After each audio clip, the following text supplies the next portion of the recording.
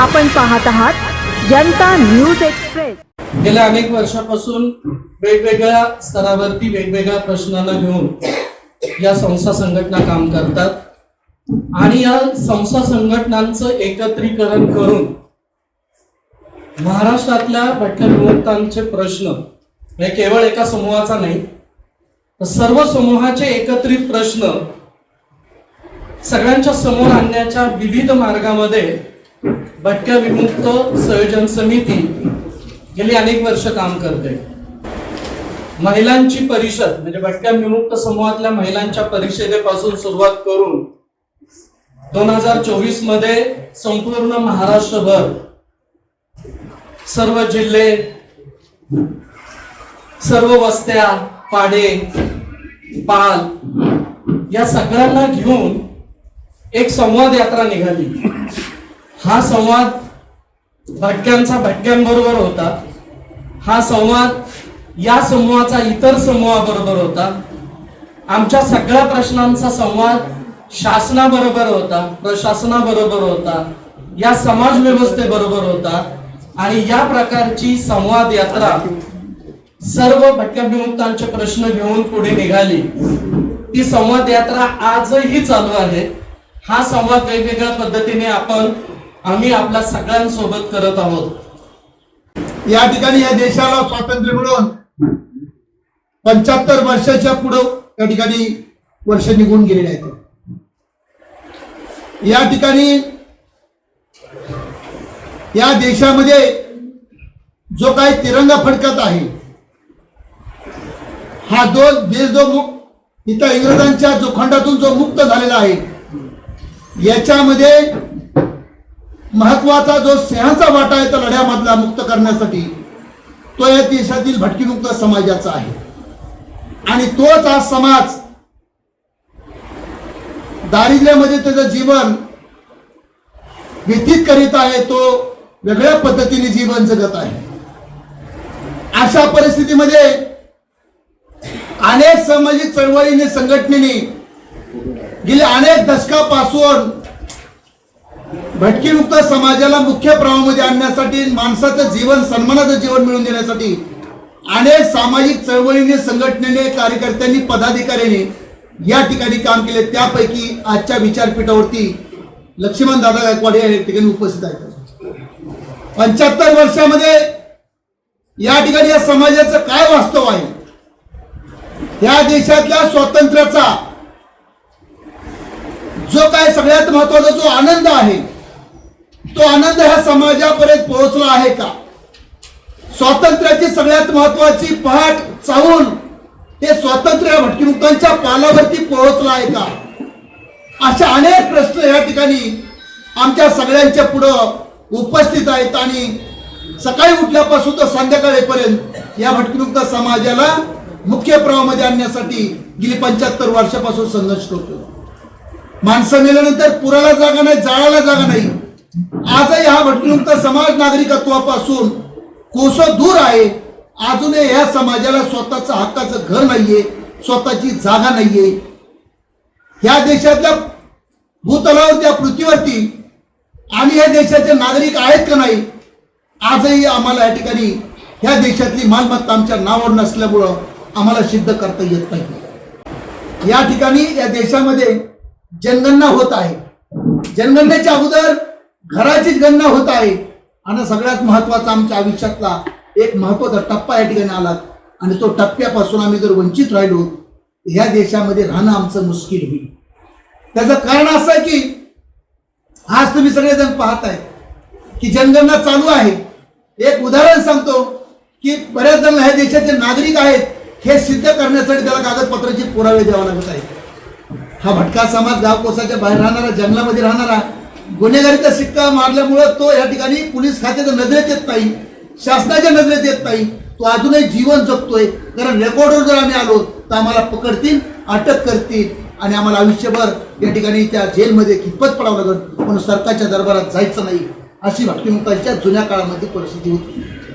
पण आज ती परिस्थिती आम्ही पाहिली, अनुभवली। गुन्हेगारीचा शिक्का मारल्यामुळे आम्ही बाजूला राहिलो आणि अशी परिस्थिती निर्माण झाली की आम्हाला आता सांगितलं जातं की तुम्ही ह्या देशाचे नागरिक आहेत, हे तुम्हाला पुराव्यानिशी सिद्ध करून द्यावं लागेल. इतकी भयानक परिस्थिती आहे. आणि आज आमच्या सगळ्यात महत्वाचं संकट जे आमच्या पुढं, ही जो अनुभव आम्हाला आला हे देशाचा नागरिक आहे सिद्ध करण्यासाठीचा, तो अनुभव पुढे येऊ नये म्हणून आता सध्या असणार जी जनगणना देश पातळीवरती होती आहे त्यामध्ये आमची जनगणना झाली पाहिजे. घराची जनगणना झाली पाहिजे, त्याचबरोबर माणसाची पण जनगणना झाली पाहिजे. परंतु दुर्दैवाची गोष्ट अशी आहे, घराच्या जनगणनेमध्ये कॉलम आहे, परंतु ज्या ठिकाणी माणसाच्या जनगणनेमध्ये आमच्या भटकेमुक्तांचा कॉलम नाहीये. म्हणून या ठिकाणी आम्ही नेमके किती आहोत, आमचे प्रश्न काय आहेत, आम्ही किती जातीचे लोक भटकेमुक्तामध्ये 42 जातीचे लोक या महाराष्ट्रामध्ये या देशामध्ये आमची संख्या नेमकी किती आहे.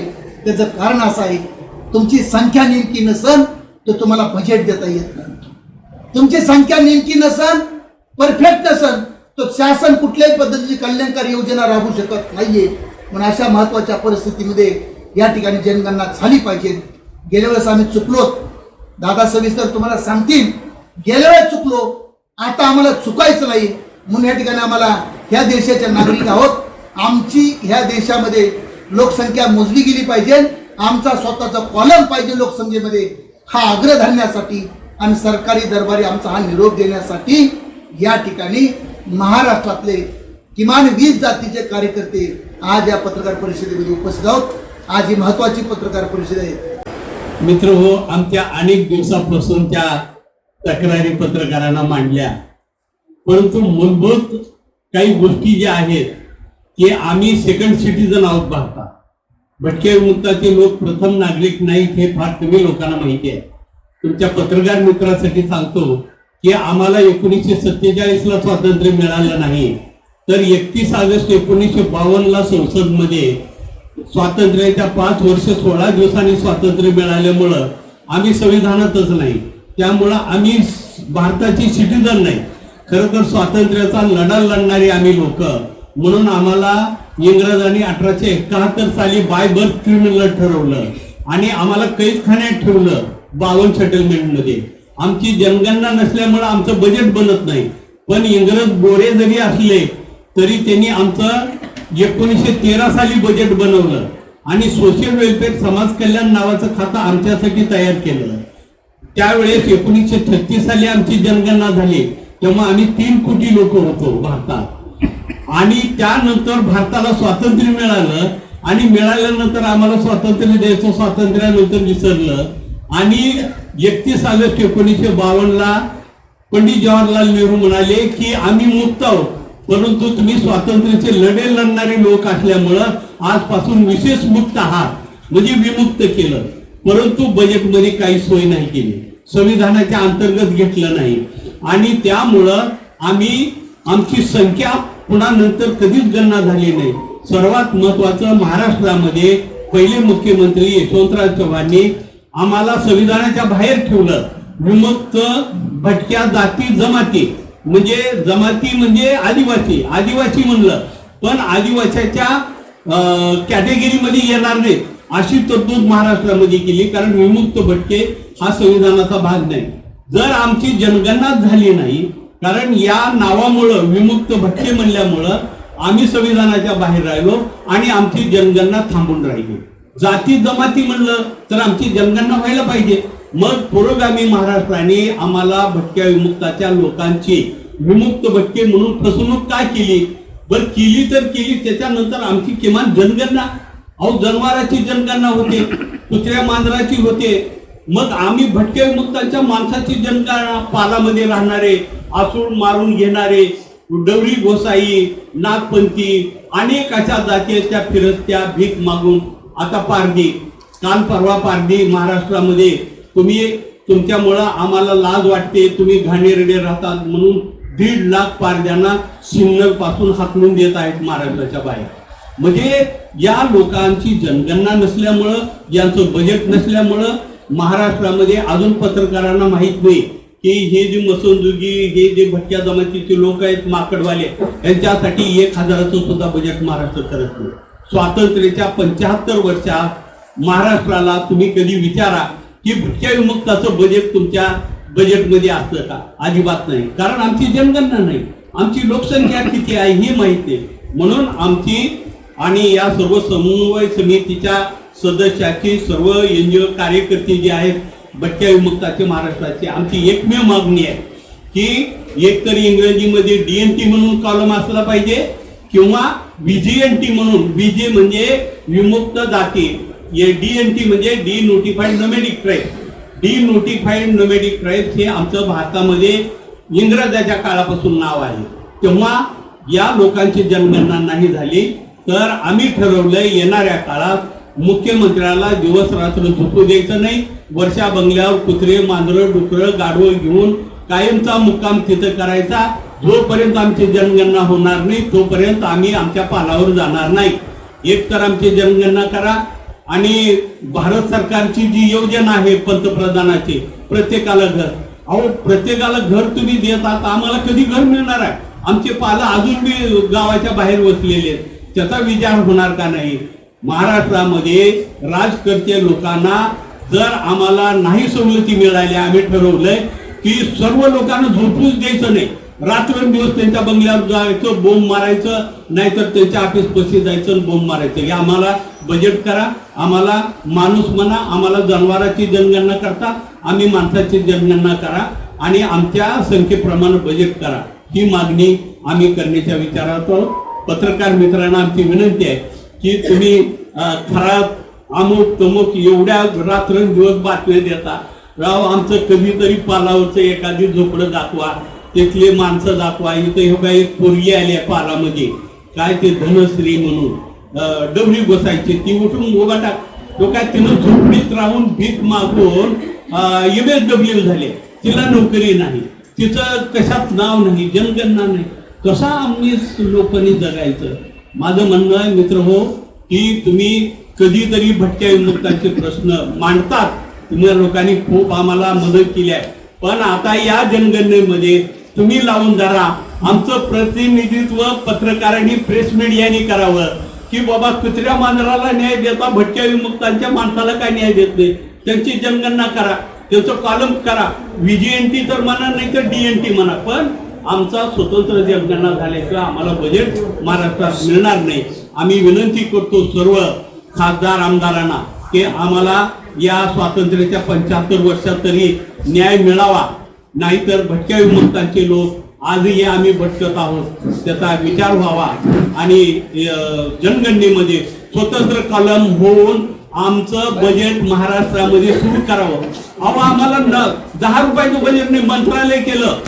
तुम्हाला पत्रकारांना माहिती असेल की आम्ही 1998 साली बोंबा बोंब मोर्चा काढला होता, कुत्रे डुकरं मांजरं घेऊन आलो होतो, तेव्हा आम्हाला स्वतंत्र मंत्रालयाची मागणी होती, मंत्रालय केलं, पण जगातलं एकमेव मंत्रालय आहे मित्र हो की ज्याच्यासाठी 10 रुपयाची सुद्धा सोय नाही, अजूनही नाही। आता मंत्रालय बंद करून टाकलं, आम्हाला समाज कल्याण मध्ये काही मिळत होतं, समाज कल्याण मधून काढलं। हे तुम्ही कधीतरी मंत्र्याला कुठल्या विचारा की आम्हाला समाज कल्याण मधून बाहेरून का काढलं? आता OBCचा भाग झालो आम्ही, नदी बैलवाले, डवरी गोसाई, मदारी, हे साफ दारुडे, आता यांना तरी न्याय मिळायचा असेल तर आम्हाला जनगणना केल्याशिवाय आमची संख्या बाहेर येणार नाही। आम्ही 4 कोटी लोक आहोत। आमची विनंती आहे पत्रकार मित्रांना की एवढ्या लोकून आले तो काही सर्व जाती जमातीचे एवढे कार्यकर्ते तुम्हाला कधी दिसणार नाही। प्रत्येक जिल्ह्यामधून वडराचे, कायकाडेचे, डोंबारेचे, कोल्हाटेचे सर्व लोक आलेत आणि हे विचार करत आहेत आम्हाला न्याय मिळेल, आम्हाला न्याय मिळेल। तर आमची विनंती आहे की आमचा रकाना व्हावा, स्वतंत्र DNT VGNT म्हणून आणि जनगणना करावी ही मागणी आहे।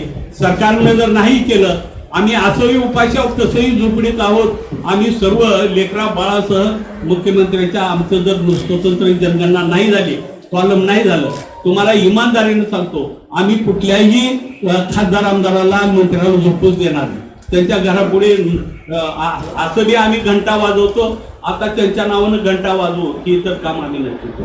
धन्यवाद। मी सभागृहातील पत्रकार भावांना सप्रेम जय भीम माझा। मी परभणीहून आलेली आहे आणि माझे सोबतचे साथी यांना पण सप्रेम जय भीम। आजची जी पत्रकार परिषद आहे तर खरंच भावांनो, आजची पत्रकार परिषद म्हणजे इतिहासामध्ये नोंद करण्यासाठीचा, भटक्या विमुक्तांसाठीचा दिवस आहे। कारण या व्यवस्थेनं या समाजानं, या बलाढ्यवृत्तीच्या गुंडवृत्तीच्या लोकांनी जाणून बुजून जर भटक्या समूहाला टाळण्याचा प्रयत्न केलेला आहे, अशा जाणून बुजून भटक्या समूहाला प्रत्येक शिक्षणापासून राजकारणापासून आणि सामाजिक, आर्थिक आणि राजकीय व्यवस्थेपासून दूर ठेवण्याचं जर काम केलं असेल ना, तर ह्या इथल्या मनुवादी वृत्तीच्या लोकांनी केलेलं आहे. म्हणून भावांनो, आज भटके मुक्त संयोजन समितीच्या खांद्यावर एवढी जिम्मेदारी आहे की वड्याला, नाल्याला, नदीला राहणारा जो भटका समूह आहे ना, त्यांच्या पाला, झोपडी, बिराडावर जाऊन इथं बसलेला एक माणूस 42 महाराष्ट्रातल्या जातीचा समूह आहे. कारण हे इथं बसलेला एक माणूस नाही, तर ह्या माणसाच्या मागे एक लाख भटक्या समूहाची ताकद आहे. म्हणून माझी पत्रकार भावांना विनंती आहे की भावांनो, आज तुम्ही भटक्या मुक्त संयोजन समितीतील भटक्यांचे प्रश्न काय आहेत हे विचारण्यासाठी तुम्ही आज पत्रकार परिषदेला आम्हाला खूप म्हणजे मदत केली, त्याबद्दल तुमच्या मनातून आभार मानते. भावांनो, जेव्हा ना वड्याच्या काठाला एखादा भटका पाल टाकून राहतोय, तर विचार करा, त्याचा अर्धा पाल फाटलेला असतंय, अर्ध पाणी त्याच्या घरात पडलेलं असतंय, त्याला नळाचं फिल्टरचं पाणी प्यायला नसतंय, ते वड्यातलं, नदीतलं, नालीतलं पाणी पिऊन जगणारा भटका समूह आहे. मग विचार करा, 42 जातीतील भटक्या समूहाच्या लोकांची लोकसंख्या किती असेल? त्या महाराष्ट्रातल्या मनुवृत्तीच्या शासनानं एवढ्या लोकसंख्येचा विचार न करता त्यांनी आतापर्यंत या समूहाच्या लोकांचे राजकीय, शैक्षणिक आणि आर्थिक शोषण केलेलं आहे. हा गुन्हा आम्ही कोणावर नोंदवायचा? जर तुम्ही म्हणता एखाद्या व्यक्तीचं शोषण होत असेल तर संविधानिक गुन्हा नोंदवला पाहिजे. आज 42 जातीतल्या महाराष्ट्रातल्या भटक्या समूहांचं तुम्ही राजकीय, शैक्षणिक आणि आर्थिक शोषण करता. जर आमच्या भटक्या मुक्तांचा व्हिजिलन्टी कॉलम असता, तर आज आमचा विधानसभेमध्ये एखादा आमदार असता, खासदार असता, मंत्री झाला असता. पण तुम्ही आमच्या भटक्या समूहाच्या जातीची नोंद होऊ देत नाही, जाणून बुजून. जर आमच्या भटक्या समूह जातीची नोंद जर झाली तर तो तुमच्या बापाचा बाप होईल. म्हणून त्यांना गाव कुसाबाहेरच ठेवलं पाहिजे, त्यांना शिक्षणाच्या प्रवाहात येऊ दिलं नाही पाहिजे, त्यांना राजकीय क्षेत्रात येऊ दिलं नाही पाहिजे. म्हणून तुम्ही जाणून बुजून भटक्या समूहाचा जातनिहाय जनगणना करत असताना घराचाही तुम्ही विचार करत नाही. त्यांना इतर मध्ये नोंद करता. अरे बापांनो, माझा सरकारला जॉब आहे, तुम्ही बाप दाखवा, नाही तर श्राद्ध घाला. आम्ही 42 समूहाच्या जातीने भटके आहोत. आमची जात आहे, आम्हाला आमच्या जातीबद्दल आदर आहे. जसं SC ST OBC तुम्ही करता ना, तर आमचाही इतर कॉलम म्हणून व्हिजिलन्टी करा. जर महाराष्ट्रातल्या प्रत्येक खासदारांना आम्ही भटक्या समूहानं निवेदन दिलेलं आहे. महाराष्ट्रातल्या प्रत्येक खासदारांना माझं आव्हान आहे, जर तुम्ही आमचा भटक्या समूहांचा प्रश्न इतर कॉलम व्हिजिलन्टी मध्ये मांडला नाही संसदेमध्ये, तर खासदार साहेबांनो एक लक्षात ठेवा, महाराष्ट्रातल्या भटक्याला अर्ध कच्चं खायची सवय आहे, भटक्याला उपाशी राहायची सवय आहे, भटक्याला रेतीतली, पाण्यातली जेवण करायची सवय आहे. पण एक लक्षात ठेवा, आम्ही ज्या पद्धतीने आतापर्यंत गावकुसा बाहेर रेती खाली उपाशी राहिलो, तापाशी राहिलो, पण तुम्ही जर आमचा मुद्दा व्हिजिलन्टीचा इतर कॉलम नाही केला, संसदेत नाही मानला, तर आम्ही प्रत्येक आमदाराच्या घरी आमचे गुरं, ढोरं, शेळ्या, मेंढ्या, गाढवं घेऊन धरणे आंदोलन, बिराड आंदोलन करतो. याची नोंद घ्यावी सरकारने. एवढे बोलून मी माझे 2 शब्द संपवते. जय हिंद. फक्त गुन्हेगार जमाती 3 कोटी होते भारतात. आजच्या स्थितीचा विचार करा, 25 कोटी भारतात आहेत आणि NT लोक आणखीन मध्ये आले, म्हणजे नोमॅडिक ट्राईब. दोघांची मिळून लोकसंख्या महाराष्ट्रात जवळपास 4 कोटी लोकसंख्या आहे. आणि त्याच्यातली अर्धी लोकसंख्या अशी आहे की ज्यांना गावगाड्याच्या बाहेरच ठेवलं जातं, गावगाड्यात प्रवेश नाही, म्हणून त्यांची लोकसंख्या 2 कोटी आणि 2 कोटी गावगाड्यातले लोक अशी असते. शासनामध्ये किती लोक आहेत? शासनामध्ये 1% शिक्षणच 1% नाही. भटक्या विमुक्तांचं शिक्षण एवढ्यासाठी होत नाही कारण आमची शिक्षणाची तरतूदच नाही आणि आम्ही संविधानात येत नाही, त्यामुळे आमच्यासाठी प्रोव्हिजन नाही. 360 जाती येतात पोट जातीचं, कारण धनगर आता आले, वंजारी आले, हे राजकीय दृष्ट्या आले. पण तुम्हाला अजून एक नवीन माहिती हे देतो की महाराष्ट्राचे मुख्यमंत्री पहिले जे होते यशवंतराव चव्हाण, त्यांनी सांगितलं या लोकांची जनगणना झाली तर हे आमदार खासदार होतील आणि ह्यांची जनगणना करावी लागेल. म्हणून त्यांनी आम्हाला जाणीवपूर्वक इथल्या सर्व राजकीय लोकांनी, कारण इथले सर्व प्रस्थापित लोक आहेत, वरच्या जातीतून आलेले राजकारणी असल्यामुळं भटक्या विमुक्तांच्या लोकांमध्ये सुधारणा होऊ नये, आपल्या बरोबरीला येऊ नये, खासदार आमदार होऊ नये म्हणून जाणीवपूर्वक विमुक्त भटक्या जाती जमाती असं नाव दिलं आणि त्यांना संविधानाच्या बाहेर ठेवलं. त्यांची जनगणना करणार नाही असं ठरलं आणि म्हणून 1000चं सुद्धा बजेट महाराष्ट्रात नाही.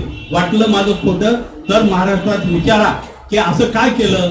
खरं तर मुख्यमंत्र्यांनी आता सुधारून घ्यावं आणि आम्हाला असंविधानात्मक नावातून काढून टाकावं आणि डीएनटी हे नाम आमचं इंग्रजापासून आहे, डीएनटी काढून करावा. डी म्हणजे डी नोटिफाईड आणि नोमॅडिक ट्राईब या 2 नावामध्ये आम्ही संविधानात येऊ शकतो. आम्हाला विमुक्त भटके म्हणायचं आता बंद करावं महाराष्ट्र सरकारने. कसा होणार, मलाच गुन्हेगार म्हणून मी तिथं राहत होतो तिथून काढून टाकले, फेकून टाकले, अजून मला न्याय मिळत नाही. बाकी माझ्या समाजाला कधी न्याय मिळणार. मी म्हणले लक्ष्मण गायकवाड नाही बडबड करू लागले, ह्याला एकदा जाणवा म्हणले म्हणून माझं काढून घेतलं. राज्यकर्ते कारभार करणारे माणसं, गाव गुन्हेगार नाही, गावाचा कारभार करणारे माणसं महत्वाचे. आणि कारभार कुणाच्या ताब्यात आहे, कारभारी कसा आहे त्याला सगळ्यात महत्वाचं. हा कारभार ज्यांच्या ताब्यात आहे त्यांना सवाल. आम्ही कोण, आम्ही सर्वसाधारण माणसं. आमचा लढा इतका वाईट आहे. 77 वर्ष, मी 35 वर्ष झाले काम करतो. दादा किती होतं, आम्ही अजूनही साहेब 2000 3000 मोर्चे काढतो. कशासाठी माहिती का, रेशन कार्ड मिळालं पाहिजे, जातीचा दाखला मिळायला पाहिजे, आम्हाला देशाचा नागरिक करा, आम्ही तो मतदार यादीत नाव घ्या आमचं. त्याच्यासाठी आमचा लढा चालू आहे. मतदार यादीत नाव घ्या. 35 वर्ष लढे. 35 वर्षामध्ये चार किती खासदार केलं बघा. आमच्या सोबत जे पोरं काम करते ते आमदार झाले, खासदार झाले. आम्ही रेशन कार्डचा सपाटा चाललाय आमचा, जातीचा दाखलाच आहे अजून एवढ्या वर्षानंतर मला उद्या कलेक्टरला भेटायला चाललं की वडिलांचे 70 सर्टिफिकेट जातीचे की कॅन्सल केलेत, रोखून ठेवलेत, 6 महिन्यापासून सर्टिफिकेट मिळत नाही. मला सांगा त्याचा जन्मच कुठं झाला म्हणून विचारतात. आणि तिथं शेतात दगड काढताना खणीमध्ये झाला आणि पुन्हा ती खंडी बुजून गेली आणि तिथं बिल्डिंग झाली. आता कुठून पुरावा म्हणजे हे एवढं भयानक आहे की इथं न्याय द्यायचा नाही आम्हाला. आणि वाघ किती आहेत म्हणून वाघाची जनगणना करतात, त्याचं बजेट करतात 10-10, 20-20 कोटी. आमच्यासाठी 1 कोटी जर बजेट करायला एवढ्या लोकांसाठी ती नाही. म्हणजे जनावरांपेक्षा आम्ही वाईट आहोत या राजकीय. मला वाटत नाही साला की गोरे चांगले होते आयुष्यपत. तुम्हाला सांगतो ही काळे जे आलेत ना हे भयानक वाईट आहे. जबाबदारीने वाक्य वापरतो मी. एकाही महाराष्ट्रामधल्या खासदाराने अजून लोकसभेमध्ये मुद्दा उपस्थित केला नाही. रावण नावाचा खासदार आहे उत्तर प्रदेशामधला, चंद्रशेखर, फक्त त्यांनी मुद्दा उपस्थित केला. किती दुःखाची गोष्ट बघा. ज्या शिवाजी महाराजांबरोबर आम्ही जीवाचं बलिदान देऊन राजांसोबत काम केलं, आम्ही भटकीमुक्तांनी गुन्हेगारीचा शिक्का कपाळी मारून आम्ही ह्या महाराष्ट्रामध्ये लढे उभा केले. अनेक लढे भटकीमुक्तांचे त्या नावाने प्रसिद्ध आहेत. उमाजी नायकाचं बंड आहे, रामुशाचं बंड, आमच्या अशा वेगवेगळे बंड आहेत. आज आमच्या वाट्याला काय, एक माणूस, एक खासदार सुद्धा आमच्या बाजूने आज लोकसभेमध्ये बोलत नाही. 42 बाकीच्या आणि वेगळ्या पोट जातीच्या. प्रत्येक जातीमध्ये पोट जात 3 असतात, 4 असतात, 5 असतात. तर ते पोट जात काय त्याच्यामध्ये जनगणना करले जात नाही. तर 42 जाती आहेत आणि 42 जातीची ती संख्या आहे. भारतरत्न डॉक्टर बाबासाहेब आंबेडकरांनी हो वा शूद्र नावाचा जो काही ग्रंथ लिहिला तो, तर त्याच्यामध्ये त्या पुस्तकामध्ये बाबासाहेबांनी तो उल्लेख केलेला आहे. त्यावेळीची लोकसंख्या किती होती मानेसा गायकवाड साहेबांनी आपल्या सगळ्याच्याकडून सादर केले. त्याच्यानंतरची जनगणना, त्याच्यानंतर जो काय मधला काळ आहे, याच्यानंतर आता जर पाहिलं तर तिथपर्यंत ती पोहोचते. ही सगळी जी गोष्ट आहे आपल्या पुढे आज एक सादर करण्याच्या पाठीमागची भूमिका एक असेल की हा प्रश्न आहे तो लोकसभेतला प्रश्न, केंद्र सरकारचा, की कुठल्या राज्याचा मुद्दा नाही. कशामध्ये काय बदल करायचा, कशात बदल करायचा, कोणचं फॉर्मेट करायचं, ते एक साधं उदाहरण असं की आताची काही फॉर्मेट तयार केले आहेत त्याच्यामध्ये SC आणि STचं एक फॉर्मेट आहे, त्याच्यामध्ये त्याच्यात कॉलम आहे फक्त SC आणि STचं. बाकीचा इतर समूहाचा कुठल्याही पद्धतीचा कॉलम त्याच्यामध्ये नाहीये, ना ओबीसीचा नाही, ना इतराचा नाही. आमचा असं मत, आमचा आग्रह आहे, देश पातळीवरती आताच गायकवाड साहेबांनी सांगितलं ते उद्या दिल्लीला पण चालले, तर देशाच्या पातळीवरती, पूर्ण भारताच्या पातळीवरती, जसं महाराष्ट्रामध्ये जे भटकीमुक्तले जे 42 जाती आहेत, त्या जाती प्रत्येक राज्यामध्ये येतात आणि ते सगळ्या राज्यातल्या जाती त्या ठिकाणी दिल्लीला येऊन वेगवेगळ्या पद्धतीने आंदोलन करतायत आणि ही भूमिका मांडतायत. म्हणून या ठिकाणी आम्ही आता भटकीमुक्त आदिवासी संयोजन समितीच्या वतीने आमचा हा मुद्दा संसदेमध्ये गेला पाहिजे, या देशाच्या पंतप्रधानापर्यंत गेला पाहिजे. म्हणून या ठिकाणी आम्ही आता कुठल्याही कलेक्टर ऑफिसच्या पुढे आंदोलन करणार नाही, निवेदन द्यायचं देतील, परंतु आमचं सगळ्यात महत्वाचं जे मुख्य उद्दिष्ट असेल, आमचा निरोप या देशातल्या पंतप्रधानाला जाण्यासाठी आम्ही जेवढे महाराष्ट्रातले खासदार आहेत त्या प्रत्येक खासदाराच्या दरवाजाच्या समोर आम्ही लोकशाही पद्धतीने संविधानाचा आदर करून, महापुरुषांचा विचार आदर करून या ठिकाणी त्या संबंधित खासदाराच्या दरवाजाच्या समोर या ठिकाणी आम्ही धरणे आंदोलन करणार आहोत. आणि त्या धरणे आंदोलनामध्ये आम्ही आमच्या वेशामध्ये जाणार. मग आमचा जो काय भटकीमुक्तांचा वेश आहे, गाणी आहेत, जी परंपरा आहे, ती परंपरा त्या ठिकाणी त्या खासदाराच्या दरवाजासमोर आम्ही गाणे म्हणणार, बसणार, शांततेच्या मार्गाने त्या ठिकाणी आम्ही त्यांच्या दरवाजावर आंदोलन करणार. खासदार असले तरी चालतील, नसले तरी चालतील, आम्ही आमचं आंदोलन त्यांच्या दरवाजामध्ये करणार आणि हा निरोप त्या ठिकाणी त्या खासदाराच्या माध्यमातून लोकसभेमध्ये गेला पाहिजे. त्याचं कारण असं आहे की प्रत्येक लोकसभेच्या मतदारसंघामध्ये भटकीमुक्तांचे किमान त्या मतदारसंघामध्ये 1 लाखच्या दरम्यान त्या ठिकाणी वोटर आहेत. 1 लाख मतदान आम्ही त्या भटकीमुक्त समाजातील लोक या ठिकाणच्या पक्षाला देतोच, परंतु आमचा कधीही मुद्दा लोकसभेमध्ये मांडला गेला नाहीयेत. आम्ही 77 वर्ष वाट बघितली, आता आम्ही असं ठरवलं की आंदोलनाशिवाय, लढ्याशिवाय पर्याय नाहीये.